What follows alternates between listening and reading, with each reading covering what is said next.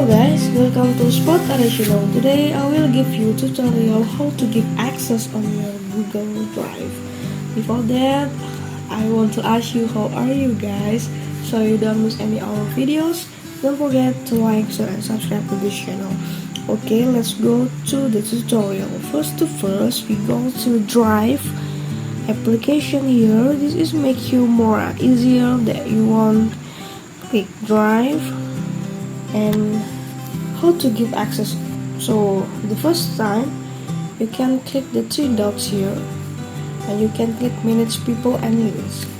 Wait for a moment because it's loading. Then this is an owner, that's you, and you click change here and click restrict.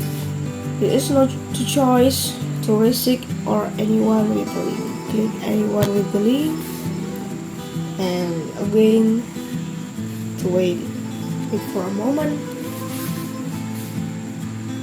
and permission is updated. So how to about the file one? This is the same way with the folder. You can click three dots here and after that you can click the manage people and links and wait for a moment again and click restrict, click restricted and click anyone with links.